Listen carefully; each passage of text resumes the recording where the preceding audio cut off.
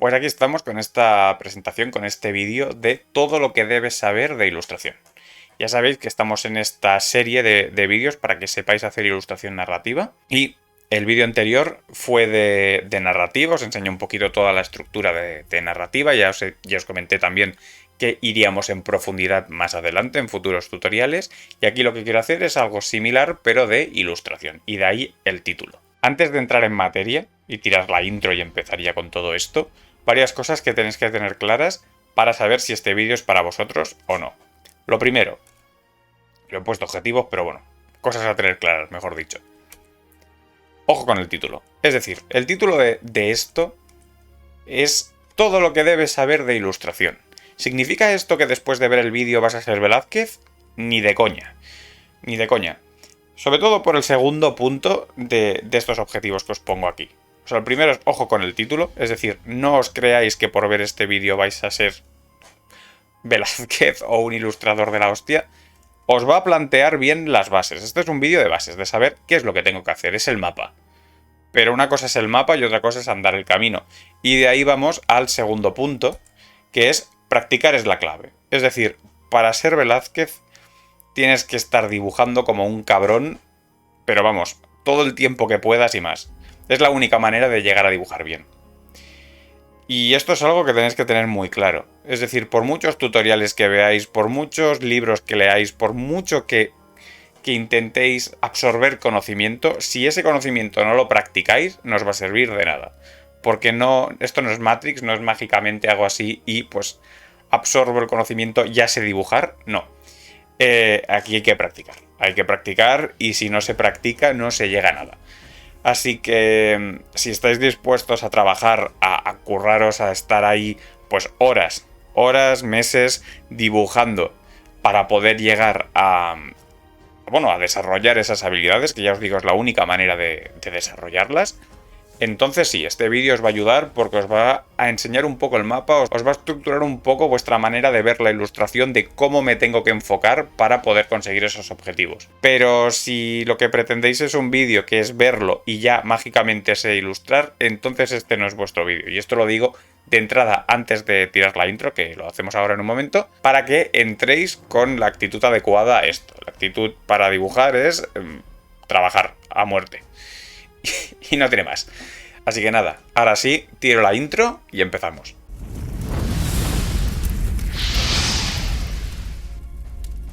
Vamos a empezar con una primera división entre las herramientas, que básicamente en este caso herramientas no me refiero tanto a lápices o el equipo informático que vayas a usar o programas o estas cosas, no me refiero tanto a eso.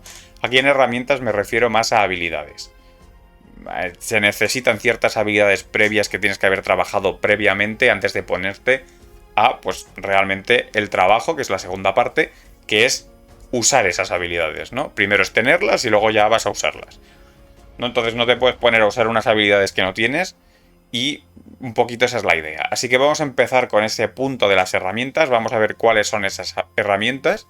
Y una vez esto lo tengamos claro, entonces vamos a pasar a la parte del trabajo, es decir, cómo usaremos esas herramientas que ya tenemos, esas habilidades, para poder hacer buenas ilustraciones pues enfocadas ya a una historia, que es un poco lo que hacemos aquí. Pues bueno, dentro de estas herramientas vamos a tener lo primero las bases. ¿A qué me refiero con las bases? Bueno, esto lo vamos a estructurar más, pero básicamente antes de ponerte incluso a sacar pues el siguiente punto, que es el tema del estilo, antes de poner a desarrollar un estilo, que es un poco como tu firma personal, necesitas unas bases. Unas bases que ¿cuáles son? Pues bueno, son las siguientes. En este caso, lo primero es el volumen. Yo creo que trabajar el volumen, saber trabajar bien el volumen, es lo más básico a la hora de dibujar. Ya ni siquiera ya es el saber dibujar caras o personas o diseñar personajes. Todo esto ya vendrá mucho más adelante. Lo primero es dibujar cuadrados. Primero vamos a dibujar cosas muy simples. Cuadrados, círculos, triángulos, cosas de este estilo. Saber dibujar formas geométricas, básicamente, que con eso ya puedes empezar. Y luego a esas formas geométricas habrá que darle volumen, ¿no?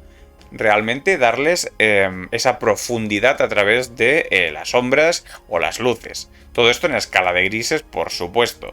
porque no quieres mezclar muchas cosas. Cuando todo esto ya lo tienes, cuando esas bases, y ya repito, voy a hacer tutoriales individuales de cada uno de estos puntos, pero bueno, por ahora para que tengáis el mapa, cuando todo esto ya lo tienes, ya puedes ir a por el punto número 2, que es el color. Aquí ya sí que podemos empezar a introducir color. Hasta ahora blanco y negro.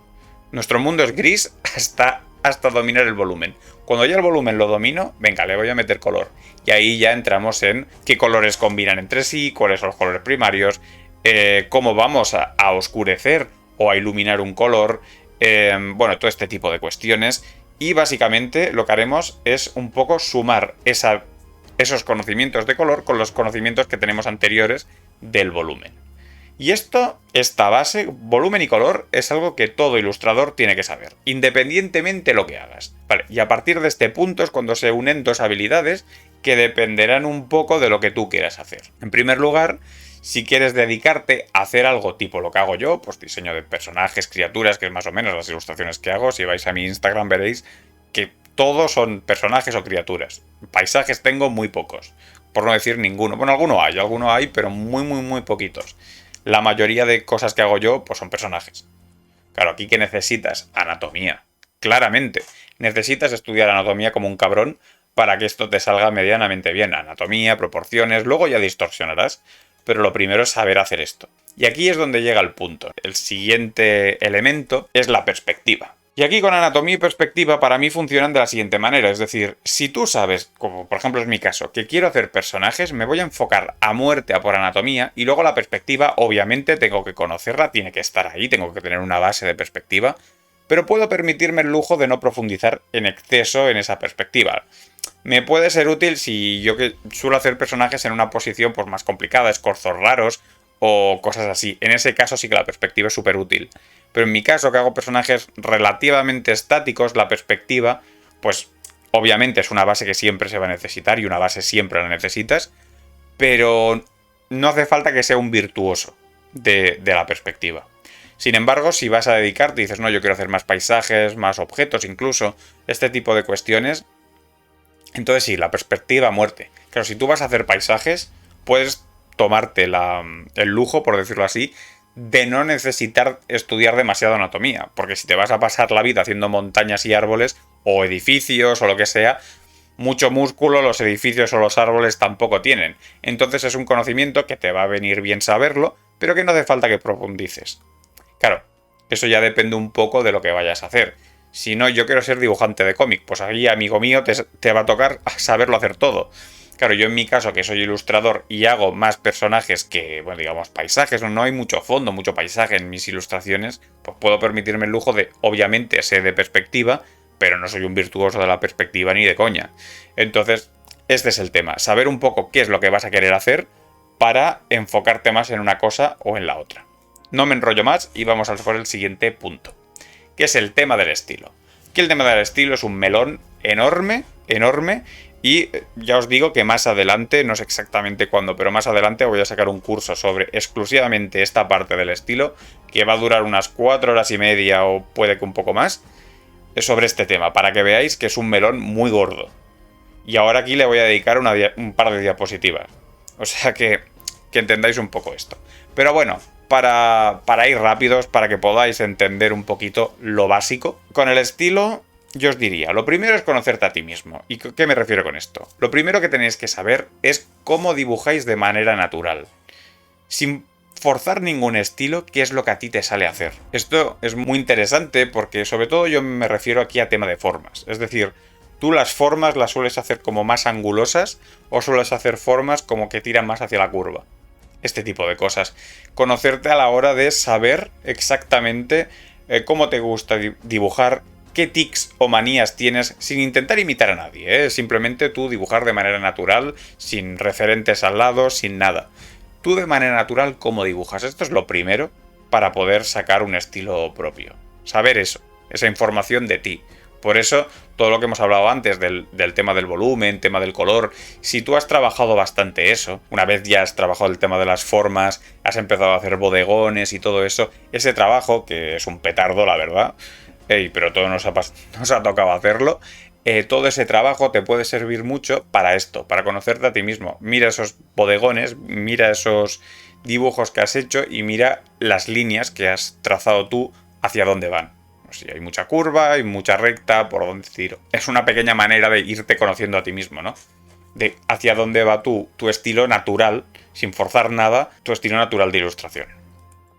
Siguiente punto serían los referentes. Aquí sí, una vez tú ya tienes claro qué es lo que te gusta, qué es de manera natural hacia dónde vas, tienes que tener referentes, ¿no? Saber, pues, qué artistas me gustan, qué artistas quiero ser como ellos, ¿no? Yo quiero ser como este tío, yo quiero ser como este otro tío. Eso es lo que buscas, al final, ¿no? Y ahí sí que tienes que tener tus referentes. ¿Cuántos referentes? Yo diría que mínimo 3. Mínimo 3 referentes está guay. Porque copiar a un solo tío me parece que nunca acaba de ser del todo bueno. Pero bueno, 3 ya empieza a ser variedad. 5 está bien también. Más de 5 ya es liarse. Que puedes tenerlos, pero necesitas unos referentes potentes, ¿no? Que a lo mejor hay un tío que te gusta porque, mira, me gusta cómo usa el color, pero a la hora de la forma o cómo trabaja la línea, la verdad es que no me parezco en nada a este tío, ¿no? Bueno, pues tener este tipo de referentes como ahí por detrás. Pero referentes fuertes, deciros que es que este tío me encanta, de 3 a 5. Y luego ya, pues tener otros referentes satélites si te parece bien. Pero fuerte, yo ya os diría eso, que de 3 a 5. Esto para empezar. Y luego nos quedaría el público. Saber un poco qué público te quieres dirigir, porque no es lo mismo hacer una ilustración enfocada a niños que hacer una ilustración enfocada a adultos. ¿No? Quiero decir, las ilustraciones que puedas encontrarte en un cómic como por ejemplo de Marquis, no sé si es muy conocido de Marquis, pero lo recomiendo un montón. Pues un cómic como este, al poner alguna ilustración por aquí arriba mía, tiene un tipo de ilustración que obviamente a un niño de 5 o 6 años no le vas a poner. Porque a lo mejor le generas un trauma y tampoco queremos eso. Entonces, saber conocer a tu público para enfocar bien el tipo de ilustración que tú vas a hacer, los temas que vas a tratar y todo este tipo de cosas, pero también la manera de trabajar. Es decir, cuando hemos hablado antes de conocerte a ti mismo, también tienes que conocer ciertas bases que cuando trabajaras volumen tendrías que haber aprendido, de que, por ejemplo, la línea recta tiene una connotación. Y la línea curva también tiene una connotación. Y una línea curva es mucho más amable y para dibujos infantiles, si os fijáis, los dibujos infantiles tiran mucho a por pues esquinas redondeadas, todo es como muy blandito, muy tal, y por eso predomina la línea curva en dibujos infantiles. Cuando tú vas a cómics más, digo cómics, como puede ser cualquier tipo de ilustración, pero vamos, cuando tú vas a cosas como más adultas, en algunos casos puedes tener línea curva y no pasa nada, pero también te puedes encontrar cosas con línea muy angulosa. Por ejemplo, es mi caso. Yo soy muy de línea recta. Es algo que me mola y también tengo muy claro cuál es mi público. Y mi público es gente de a partir de 25 años. De 25 a 45 años, ese es mi público. Yo no voy a gente que tenga menos de 25 años. A lo mejor gente de 18 a 25 también le puede interesar. También le puede interesar. Y tengo público de esa edad. Pero la mayoría de la gente que me sigue está más o menos entre los 25 y los 45 años. Soy consciente de ello y dibujo para ellos. Y eso mismo me hace que tenga que enfocarme pues también a ciertos temas y ciertas cuestiones que no son las mismas de una persona que se enfoca a un público pues de 0 a 3 años o de 3 a 6 años o de, bueno, digamos un público más infantil. Así que eso también hay que tenerlo en cuenta porque también enfocará la manera en la que tú vayas a desarrollar tu estilo. Y vamos con esto, que ya tenemos, digamos, la primera parte de la ecuación, a la parte del trabajo. Es decir, todo el tema de las herramientas ahora ya lo hemos visto, vamos al trabajo.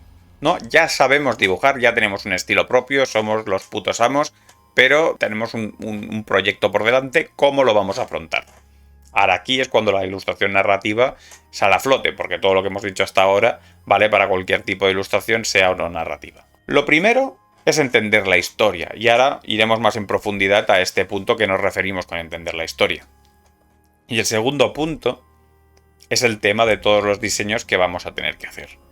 Y aquí lo he puesto en este orden también porque entender la historia va a definir mucho la parte de los diseños. Ahora lo vais a ver. Ahora veamos esto de entender la historia. ¿A qué me refiero? El primer punto aquí es el género. Es decir, ¿de qué va esta historia? Es decir, ¿es una historia de fantasía? ¿Es una historia de ciencia ficción? ¿Es una historia de terror?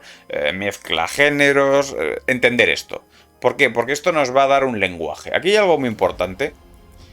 que ya habríais tenido que aprender en la parte anterior, y es que a la hora de ilustrar, sobre todo cuando se crea un estilo, esa parte se enseña, ya os digo, en el curso este que voy a hacer, no sé exactamente cuándo, pero que lo voy a hacer sobre estilo, ahí eso lo explico un poco mejor. Hay una cosa que es el lenguaje visual.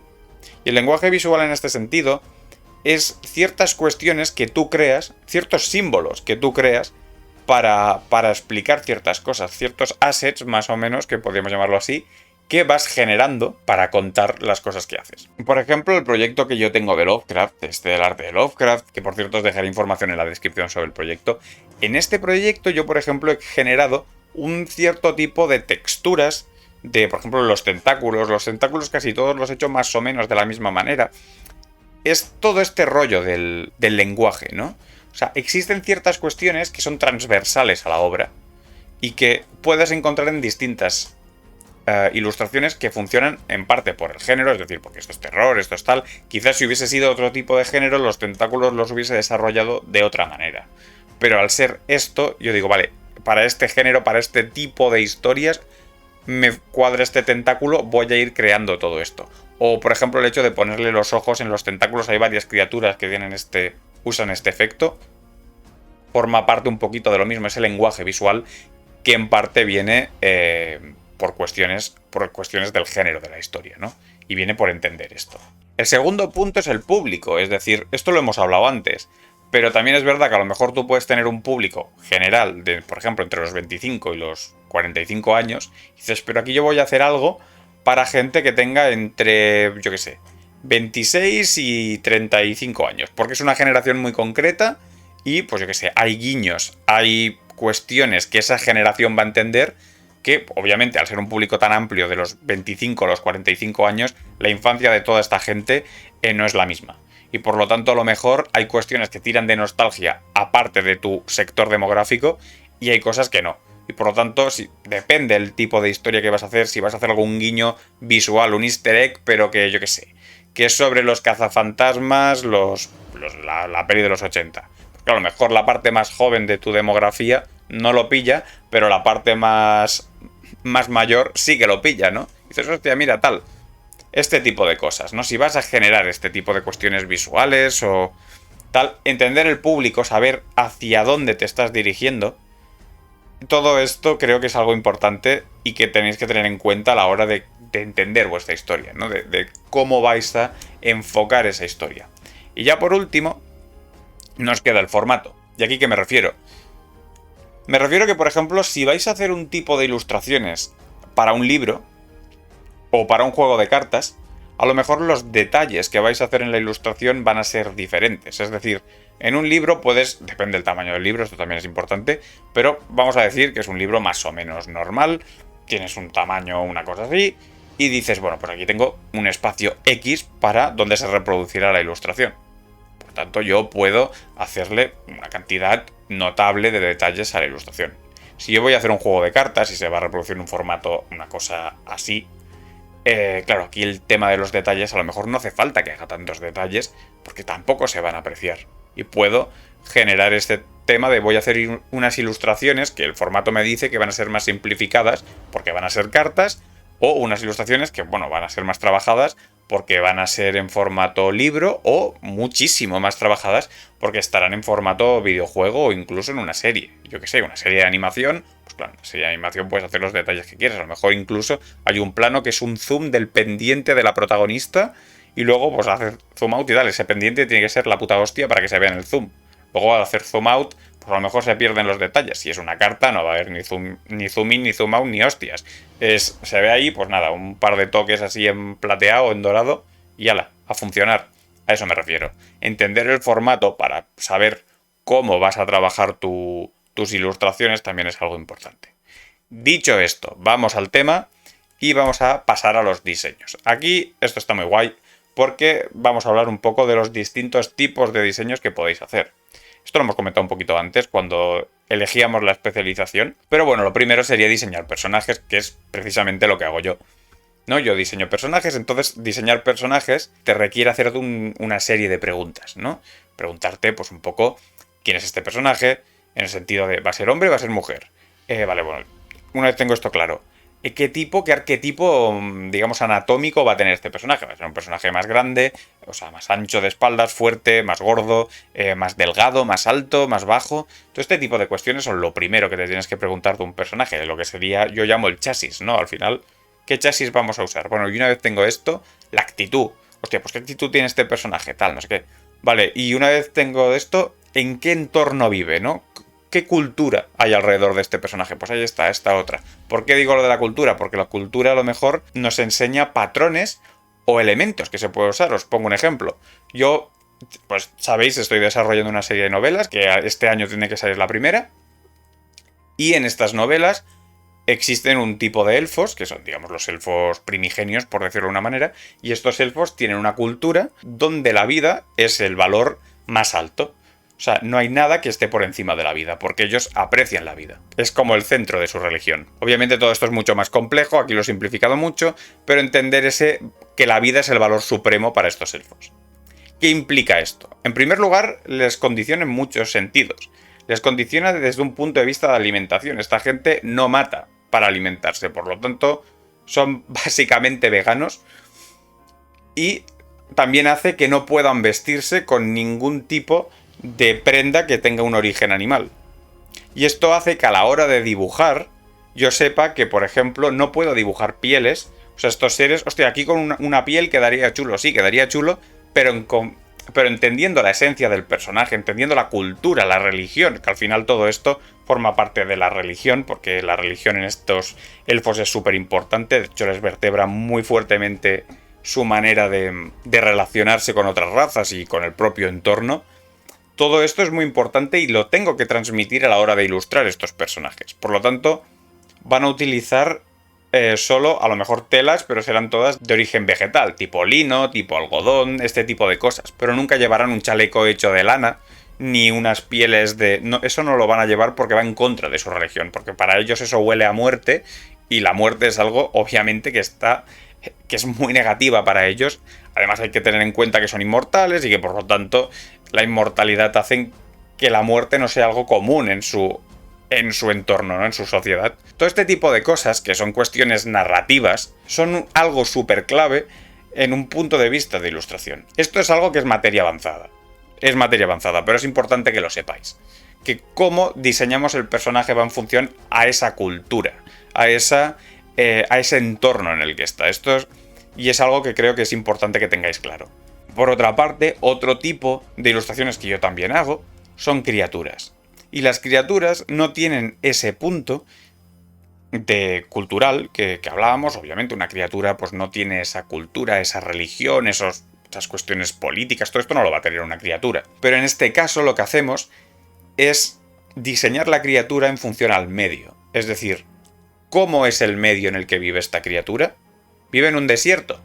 ¿O vive en el agua? ¿Vive en una selva? ¿Vive en un clima frío? ¿En un clima muy caluroso?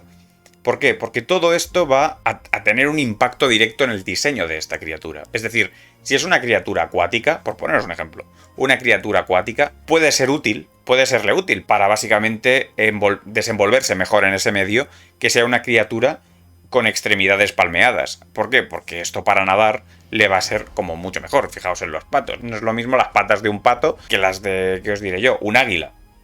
No es lo mismo. Si os fijáis, patos, pelícanos, gaviotas son aves acuáticas o que como mínimo se encuentran en zonas muy cercanas a grandes zonas de agua, y todas estas aves tienen las patas palmeadas. ¿Por qué? Porque están adaptadas a su medio. Sin embargo, un águila no tiene las patas palmeadas porque al águila le da igual que haya o no agua.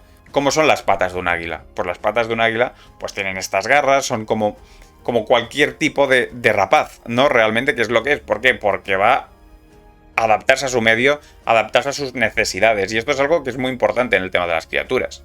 De la misma manera, si tú tienes una criatura que la vas a crear, aunque sea un mundo alienígena, y es una criatura que vive en un desierto, a esa criatura no le vas a poner patas palmeadas, porque le va a ser súper inútil. Incluso le puede ser un inconveniente.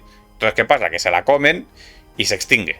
¿Por qué? Porque el diseño de esa criatura está mal y por lo tanto, pues eso, se acaba extinguiendo. Pues esto es entender un poquito cómo funcionan estas cosas, ¿no? Entonces, que tengáis eso en cuenta, que diseñéis teniendo en cuenta al medio, a la fauna que también hay alrededor, ¿no? Si forma parte de... ¿Qué cadena trófica forma parte de esto? ¿No? Si está en la cúspide, si está abajo, si... ¿Qué hace para defenderse? ¿Cómo sobrevive este bicho? Estas son cosas que tenéis que tener en cuenta. Luego ya el siguiente punto ya sería el de paisajes. Yo aquí no voy a entrar demasiado, porque ya sabéis, personajes y criaturas he hecho un montón, pero paisajes no he trabajado demasiado, así que aquí tampoco puedo profundizar demasiado. Básicamente hacer paisajes que sean coherentes. Lo mismo que hemos aplicado para personajes y criaturas se puede aplicar para paisajes. Que todo tenga una coherencia, no hagáis las cosas porque sí. Al final yo creo que esa es la clave. No hacer las cosas porque sí, hacedlas porque tienen una coherencia, ¿no? Porque hay un porqué. Porque esto me dice tal, o sea, yo qué sé, cuando yo tenga que hacer pues paisajes, ciudades de estos elfos que os contaba, pues van a tener otra vez lo mismo. No va a tener tiendas hechas con piel de animal. Usará elementos mucho más orgánicos. Pues usará piedra, usarán madera, usarán incluso la propia vegetación que forme esas edificaciones. ¿Por qué? Porque, bueno, al final es una extensión de esa cultura, de ese entender, ¿no? Ahora no estamos hablando de paisajes en el sentido más de ciudades y todo esto, pero cuando son paisajes naturales, pues también un poquito hay viento o no hay viento, es decir, si hay rocas van a estar más o menos erosionadas o no. Esto, por ejemplo, yo no he entrado todavía a esta saga, pero sé que Brandon Sanderson en el archivo de las tormentas esto es algo que tiene muy claro, y que el paisaje tiene que ver con el world building que él ha construido, simplemente el paisaje. Estas son cosas que hay que tener en cuenta, ¿no? Es lo mismo un poco de lo que hablamos en las criaturas, pero aplicado al paisaje. Esto es algo también importante. Y por último, tenemos los objetos. Y aquí en los objetos esto realmente se puede llevar a todo lo que hemos hablado hasta ahora, ¿no? Por ejemplo, un personaje que tiene una espada. Hay que diseñar esa espada. Venga, pues vamos a diseñar esa espada nuevamente, teniendo en cuenta el personaje, teniendo en cuenta tal, que si el personaje mide 1,20 y le haces una espada de 1,70 m, pues hombre, a lo mejor o es súper fuerte por algún motivo, aún así sería complicado de manejar esa espada desde un punto de vista físico, es decir, de que llevar una espada más grande que tú es difícil de manejar, a lo mejor algo más pequeño te es mejor. Bueno, eso ya lo tendrías que ver, a lo mejor en el mundo que tú has creado, pues por algún motivo no, o lo que sea. Nuevamente, el contexto juega muchos factores aquí, y luego también saber diseñar ropa, pues aquí hay mucho de investigación, de saber conocer pues la moda pues en la Edad Media, ¿no? Si el personaje es medieval, pues ¿cómo era la moda en la Edad Media? Estos son los patrones, ¿vale? ¿Puedo modificar? No voy a modificar, es decir, dependerá un poco de la historia. ¿Es una historia realista o no es realista? ¿O es más fantasía? Si es más fantasía, me puedo tomar licencias o puedo no tomármelas. Eso ya dependerá un poco de ti o de la historia en sí, ¿no? Entonces, claro, saber manejar todo esto, saber diseñar todo esto. Yo os digo, la parte de diseño ya haremos tutoriales específicos para diseñar criaturas, para diseñar personajes y todo esto lo veremos más en profundidad. Pero, bueno, con esto, y llegados ya a este punto final, que es con lo que acabaremos este tutorial, que ha sido larguísimo, pero creo que ha sido bastante esclarecedor. Habéis visto bastante todo el mapa que tenéis por delante. Creo que con esto podéis ver realmente que ilustrar requiere mucha reflexión realmente. Tener las habilidades, pero las habilidades, ya os digo, es cuestión de práctica. Si practicáis las habilidades, las vais a tener. Luego ya es el tema de reflexionar y decir, vale, ¿qué historia tengo delante? ¿Cuáles son los elementos que esta historia me permite usar o no usar? Y a partir de ahí ser consecuente y decir, vale, pues si puedo usar estos elementos voy a ir por aquí, si no puedo usar estos elementos esto no lo voy a usar, y saber un poco tomar decisiones. Al final es tomar decisiones y aplicar esas decisiones en formato gráfico, en formato pues ya ilustrado, y así es como se crean estos diseños. Y os digo, no os preocupéis si esta última parte no la habéis entendido muy bien, porque haremos un tutorial en detalle de cada uno de estos puntos. Así que nada más, lo dejamos aquí por este vídeo y nos vemos en el siguiente. ¡Adiós!